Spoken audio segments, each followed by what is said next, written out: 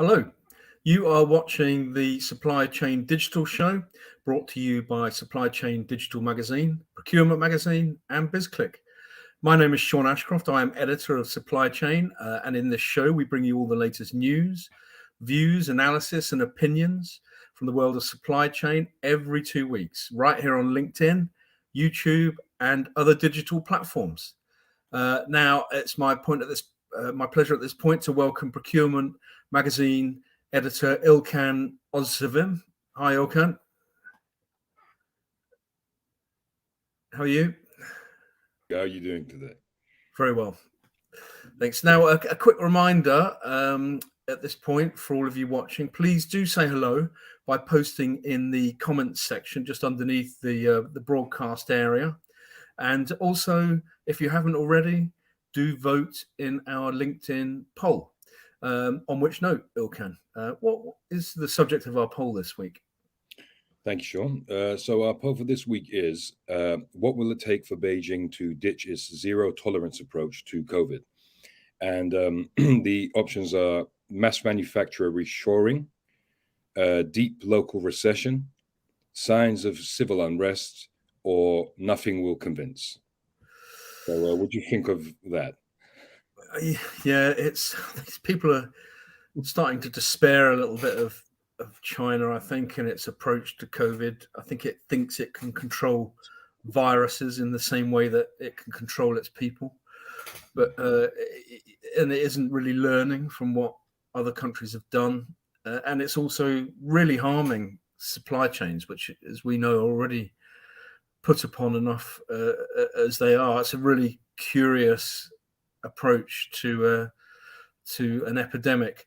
But anyway, we'll see if the viewing public agree with me on that one. So anyway, let's move away from the poll and on to news.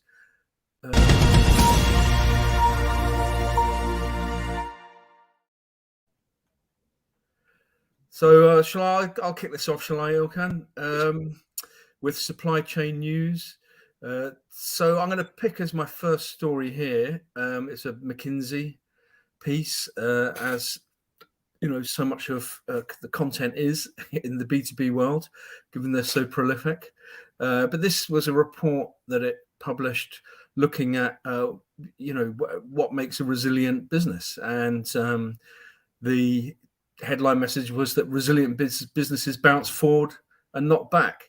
It was a report into operational resilience, showing that plenty of companies had to learn some very hard lessons from the pandemic, but it's the ones that have taken those lessons on board, acted on them, and evolved their strategies from those times that are now thriving. And McKinsey says, when challenges emerge, leaders and teams in resilient organizations quickly assess the situation, reorient themselves, double down on what's working, and walk away from what's not. And the authors of the report say that those organizations who are seeking to be more resilient need to target 4 areas in particular. And that is data-heavy decision-making, self-sufficient teams that are also accountable, and adaptable leaders who can coach team members through periods of change, and finally, investment in talent and culture. So those are the components of resilience, say McKinsey. Now, my second piece is looking at, it kind of feeds into the Great Resignation in some ways. It's a report from a procurement and digital training provider called Skill Dynamics, saying that young people working in supply chain are disaffected and are deserting the sector in worryingly large numbers. Over half of the senior supply chain professionals who were questioned said employee retention has dropped away over the past 3 years, and that this is causing serious problems. 56% of respondents said that staff retention has dropped off. I think it was 200 supply chain professionals in total were questioned in the UK and the States. So it's quite a broad-based survey. We're looking at how also companies can stop this trend of workers leaving and joining other companies. That points out that in the pandemic, many organizations were forced to quickly revamp their strategies, operations, and their employee value propositions. But they did conclude that some, but not all companies, say they intend to learn from those experiences. Clearly not enough are, otherwise employee churn wouldn't be quite as high as it is. So a little bit worrying for the supply chain sector there. Then we're moving on from supply chain to procurement. What's caught your eye this past fortnight, Ilka? Thanks, Sean. So the story I'd like to discuss is on an article entitled Report Reveals Mondelez Increase in Plastic Use to 197,000 tons. The stand first summarizes it quite neatly. And it says, the newly published Global Commitment 2022 Progress Report shows Mondelez's virgin plastic usage increase to 197,000 tons since 2019, despite ESG claims. The report was compiled by the Ellen MacArthur Foundation with input from the EU Environment Programme, and it shows that the food giant Mondelez International, who are recognized for such brands as Oreo, Milka, and Cadbury, has actually increased this virgin plastic usage by 4%, which of course has outraged consumers. The Global Commitments report states, while strong progress is being made in some areas, key 2025 targets are expected to be missed. The prospect of not meeting all 2025 targets reinforces the urgency for businesses to accelerate action, particularly around reuse, flexible packaging, and decoupling business growth from packaging use. In other words, without companies, especially those of such global proportions, making meaningful changes in their business models, key climate targets will be missed and with potentially dire consequences. So it's only right that these companies should be held to account. So back to you, Sean. Yeah, that's quite interesting, actually, Ilkan. I mean, companies like Mondelez, if those figures are correct, are dicing with fire, really, because consumers, especially younger consumers, they're just not going to take that. They're going to vote with their wallets, for company if they can see that companies aren't following through on their sustainability promises. But thanks for that, Ilkan. So at this point, I'm delighted now to introduce our special guest, who is Michael Chiato, Supply Chain Service Line CEO with Genpact, the global professional services firm that helps transform clients' businesses. Welcome, Michael. Thank you very much for having me. Appreciate the time to join this session today. So I understand you're joining us from Charles de Gaulle VIP lounge today, Michael. I'm inside of an Air France lounge, so I built a layover in my schedule just to be able to join you gentlemen today. So I appreciate your ability to flex around the airline schedules. No, thank you for that. So I wondered actually, Michael, if maybe you could just begin by introducing yourself, your role, and a little bit just about what Genpact does as a company. Absolutely. So as you said, my name is Michael Chiato. I have this distinct privilege of being the leader of our supply chain service line, which brings about 10,000 uniquely qualified and highly passionate individuals to market to help companies both define their supply chain strategy, lead their data tech and AI transformational efforts, whether that's implementation of software, machine learning, AI solutions, data engineering.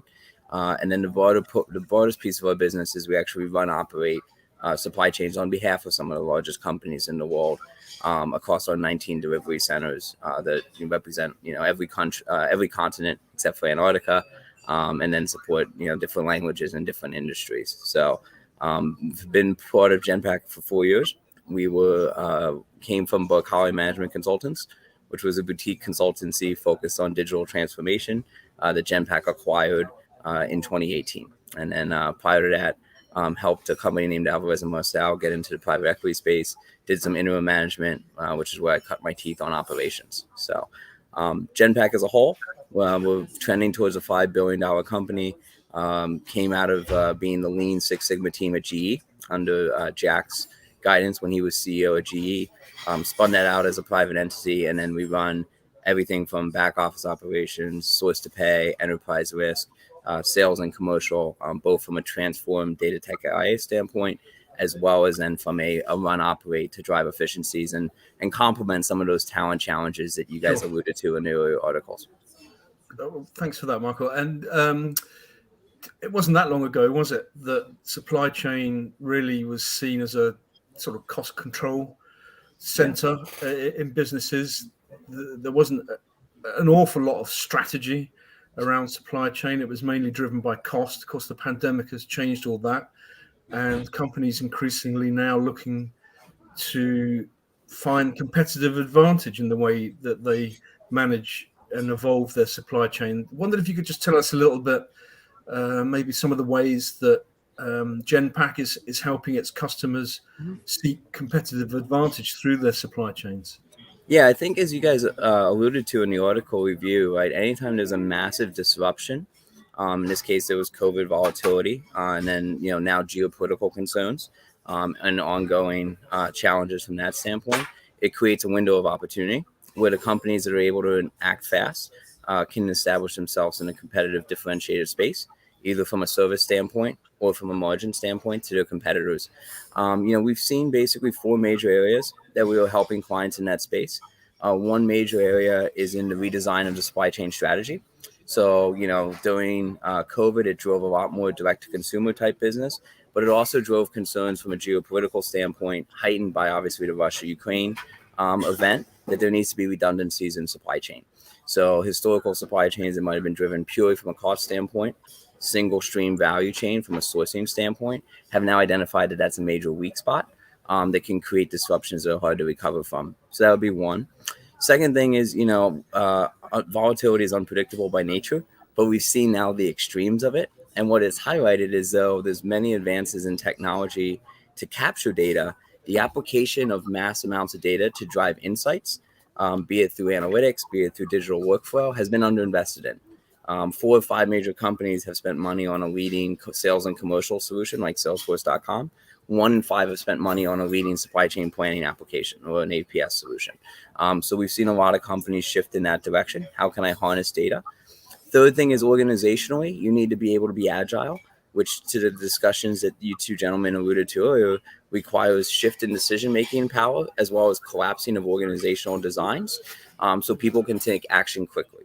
So whether that's the enablement of concepts like concurrent planning, organizational concepts like supply network design, it's created an opportunity for executives to really look at the organization holistically. And then last but not least, is operational excellence and basically location and placement. So what we've identified through COVID is that most people can work very effectively remotely. So traditional jobs that have been held very close to manufacturing plants haven't gained the benefits of centralization, maybe haven't gained some of the cost efficiencies of nearshoring, or potentially outsourcing, has been a much more expanded target and purview for clients as they've run into both talent shortages as well as continuing to try to work through what a hybrid working environment looks like. And actually, just leading on from that question, really, in the same way that supply chain and procurement as well, I guess, weren't considered to be strategic functions within organizations. Neither were they really prominent at board level. Well, that's changing now, isn't it? And I know that you believe that it's right that it should change. But why should CEOs be heavily involved in supply chain discussions, Michael? Yeah, I think there's kind of 2 areas. One with the Mondelez article you highlighted, ESG and sustainability is going to be how customers vote with their wallets. That is going to become a critical foundation, whether it's in SOX reporting, where you might have to end up being reporting scope 1, scope 2, scope 3 emissions, which then requires executive level top-down action, right? We talk about companies like Unilever, they're at the forefront of that. That's a CFO initiative around overall sustainability, and it defines how they build partners, how do they build their supply chain networks, how do they determine the make-buy relationships, how they manage product portfolio, how do they determine what regions they're in. That's not something that can come from the middle out at a supply chain director level. And it's broader than just supply chain. It's just that 80% of the carbon footprint sits in the supply chain, at least. So I think that's the first thing, right, is every company from a sustainability standpoint needs to take holistic action. And that means supply chain has to be a board level discussion.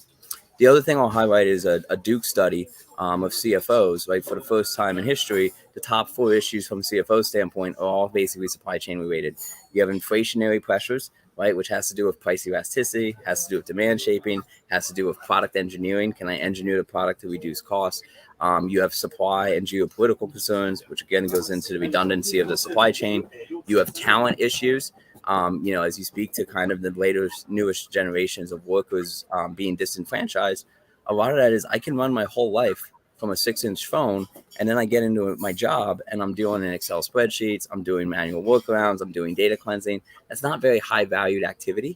And the younger generations are looking for something that gives them a sense of purpose, not just something to kind of punch a check from 9 to 5. And COVID's opened up a lot of different entrepreneurial opportunities that make you less dependent upon kind of the traditional 9 to 5 work week. So I think that's a mission critical thing at the CEO and at the board level. And then last but not least, obviously, we have that continuous balancing of demand and supply. And so if those are the top 4 issues for CFOs as they look at managing margin and gross margin and profit, and then you have the ESG complement, it has to be driven from the board or the C-suite down. It can't be driven by multiple different functions in a disharmonious solution from a director or VP level up. So, I mean, that's the present. Maybe we just sort of look to the future now. I just want to finally and briefly, Michael, if you could just maybe look into your crystal ball and tell us, where do you think supply chain is going to be in 5 years' time? Yeah, I mean, I think in 5 years' time, there will be a significant greater redundancy of supply chains. There will be less kind of total globalization. And what I mean by that is there'll be more regionalization and nationalization of nodes of the network. I think that there will be a significant push forward from a investment on data, and there'll be out of necessity, because of labor shortages and margin pressures and inflationary concern, there'll be a significant greater adoption of automation, whether that's from advances in machine learning and AI, robotic process automation, or investment in technology. I just think that you're going to see labor cost P&Ls being inverted so aggressively, and you're starting to see hiring freezes and labor cuts. Out of necessity comes innovation, and they're going to be forced to move down that journey and path. Well, sadly, Michael, that's all we've got time for today. So I'm going to have to leave you to your sort of luxury VIP lounge, and we wish you bon voyage, and thank you for joining us. Thank you so much for your time. You guys have a wonderful day. All the best. Thank you, Michael. So at this point, we will take a quick ad break, and we will see you shortly.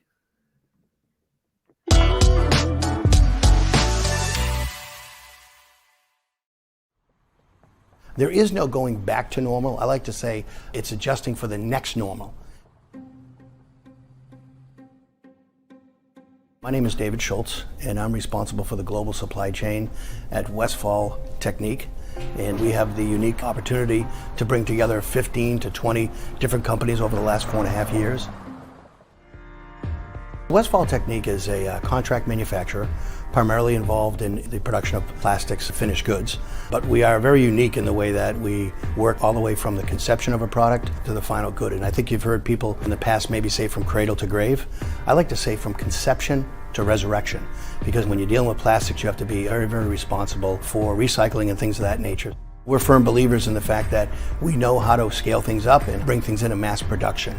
And it's really, really important, because I think one of the things in business I see today is, there's a lot of great visions, but they really can't execute. And vision without execution is basically hallucination. Well, I think the next 5 years are going to be very, very interesting. I think the pace of change in the next 5 years is going to outpace the change in the last decade or more. A lot of people talk about the digital supply chain, and that's really, really important. But what's most important, I think, is combining AI with what I call HI, human intelligence. We've selected a tool that, quite frankly, is unique in the marketplace around predictive procurement orchestration, a company called Orchestro that we just finished up many bids with and so on, and working with suppliers. And I think we need to pick a combination of technology tools that are out there, but also never lose track of the fact that it's the human resources that are really the most important. So never been a better time to be in the supply chain space as right now.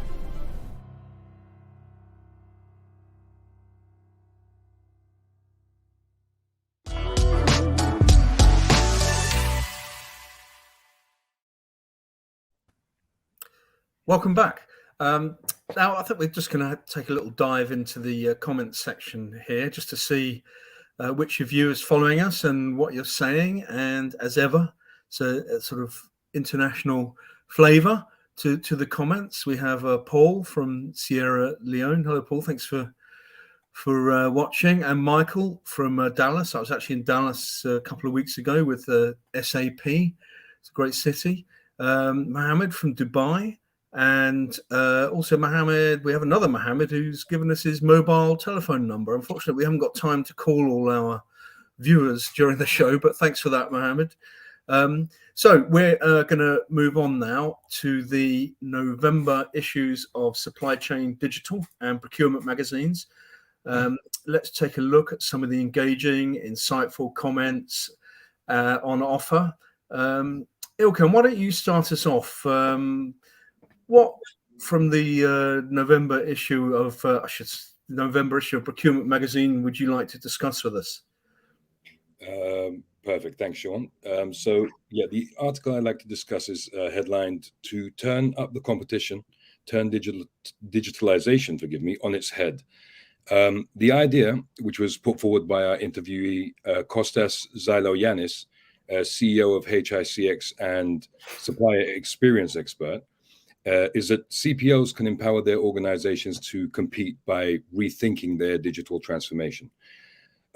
According to Zyloyannis, procurement possesses two assets which add value to an organization and that both relate to suppliers. The first is information which flows from the suppliers into the organization. And the second is engagement, which he says flows outwards from the organization to suppliers. Poor data from suppliers can also lead to what he calls a negative supplier experience and data cycle, which many procurement organizations are trapped in. So in terms of digitalization, he says that for many, the assumed starting point is to invest in tools, but that this reinforces a pre-pandemic outlook, which doesn't always yield enough return in today's environment. He goes on to say that a foundation of happy suppliers and quality of data is the actual base from which procurement should digitalize. For this, he says that procurement should build the foundation before it's needed by solving the supplier data problem from the outset. Another way to put this is that effective digitalization is not about investing in technologies, but it's about investing in the people, the processes, and focusing on the data, or put another way, the knowledge, to turn a negative supplier experience and data cycle into a positive one. And what about you, Sean? What feature has caught your attention this month? Yeah, thanks for that, Ilkan. I'm going to pick a feature that we ran on supplier ecosystems.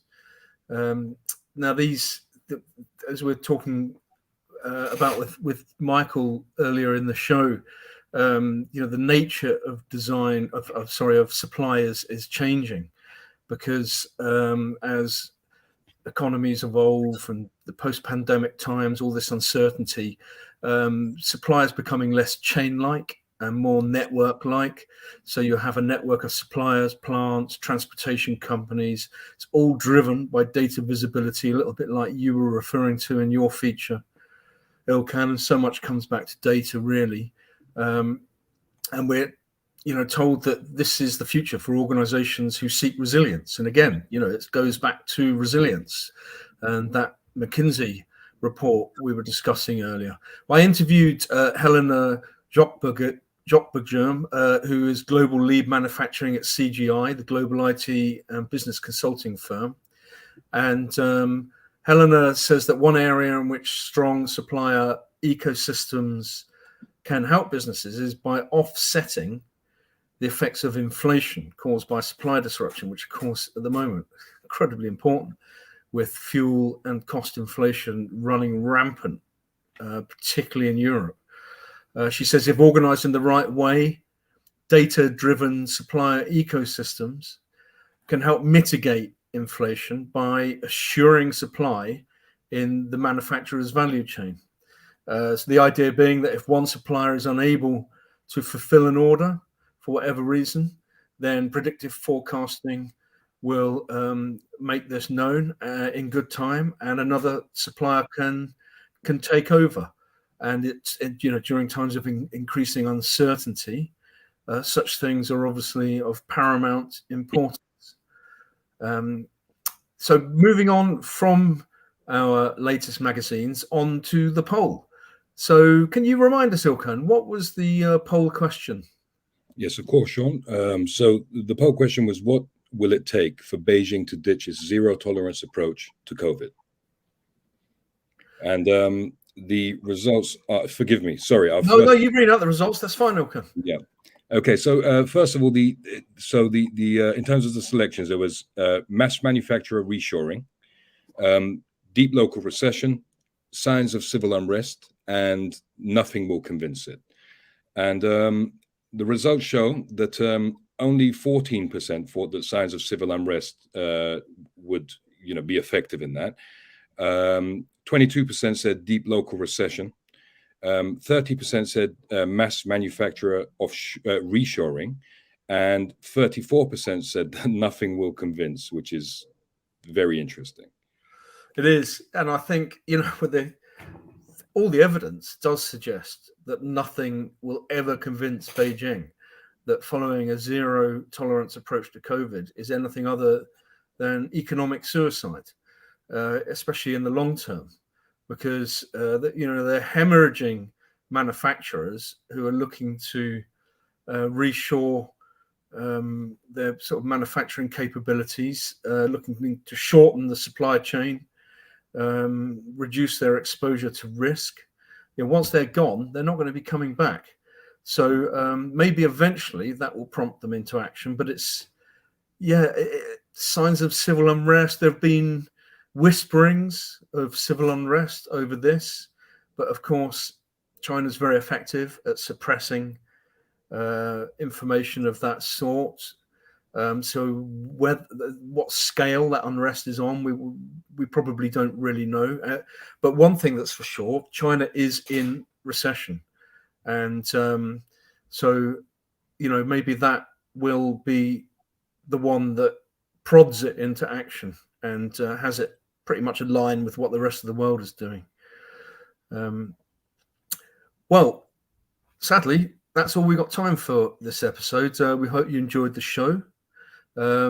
Thank you for interacting with us and watching live, and for taking part in the poll. And also do remember that this show is available to watch on demand. So please do share it with any colleagues or friends who are interested in supply chain, procurement, logistics, etc. So a big thank you to our special guest, Michael Chiato of Genpack, and thank you also, Ilkan. Thank you. And to Ernie and the rest of the video production team, to Justin and the design team for the terrific looking magazines, and to Kaylee and the marketing team for all their hard work. This has been a BizClick production, and we will see you next time. Bye.